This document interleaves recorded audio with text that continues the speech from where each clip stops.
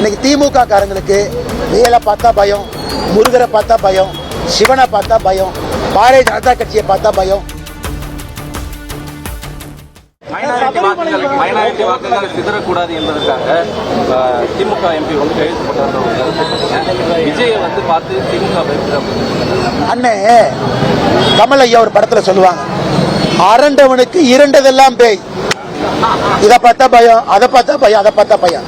இன்னைக்கு திமுக காரங்களுக்கு வேலை பார்த்தா பயம், முருகரை பார்த்தா பயம், சிவனை பார்த்தா பயம், பாரதிய ஜனதா கட்சியை பார்த்தா பயம், இந்து முன்னணியை பார்த்தா பயம், யாரை பார்த்தாலும் பயம். பொட்டு வச்சா பயம், குங்குமம் வச்சா பயம். அரண்டவனுக்கு இருண்டவதெல்லாம் பயம், குன்றை பார்த்தாலும் பயம், அவங்களுக்கு விஜயை பார்த்தாலும் பயம். அதனால் அரண்டு போய் கிரண்டிருக்கிறார்கள், இருண்ட உலகத்திலே வாழுகின்றார்கள். அதனால் பயத்தில் இருக்கிறார். சபரிமலை விவகாரத்தில் வந்து நீதிமன்றத்தினுடைய உத்தரவை பின்பற்றாத பாஜக அரசு தற்போது ஜி.ஆர். சுவாமிநாதனுக்கு எதுக்கு ஆதரவா இருக்காருன்னு திருமாவளவன் கேள்வி கேட்கிறார். ஆனா நல்ல கேள்வி, நல்லவேளை நீங்க கேட்டீங்க. பத்திரிகை நம்பருக்கு பேசுறதுக்கு ஒரு வாய்ப்பு. சபரிமலையில என்ன தீர்ப்பு?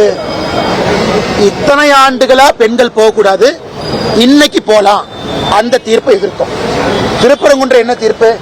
இத்தனை நாளா தீபம் ஏத்தணும், இடையில ஏத்துல, இன்னைக்கு ஏத்துங்கன்னு சொன்ன தீர்ப்பு. சபரிமலை தீர்ப்பும் திருப்பரங்குன்றம் தீர்ப்பும் ஒன்று கிடையாது.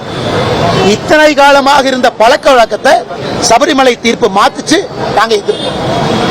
இத்தனை காலமாக இருக்கக்கூடிய பழக்க வழக்கத்தை மறுபடியும் செய்யணும் நீதிமன்றம் சொல்லுது, நாங்க ஆதரிக்கிறோம். ஆனால் திருமாவளவன் அவர்கள் முதல்ல ஜட்ஜ்மெண்ட்டை படிக்கணும்.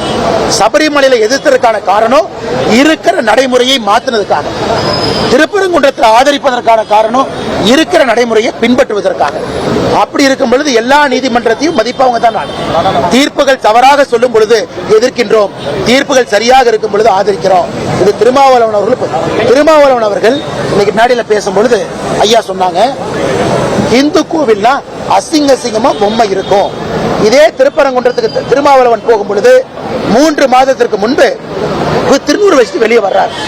ஒரு அம்மா வந்து ஐயா செல்ஃபி எடுக்கணும்னு சொல்லும் பொழுது திருநூரை அழித்து விட்டு செல்ஃபி எடுத்த திருமாவளவன் அவர்கள் திருப்பரங்குன்றத்தை பற்றி பேசுவதற்கு எந்த அருகதையும் இல்லாத ஒரு தலைவர்.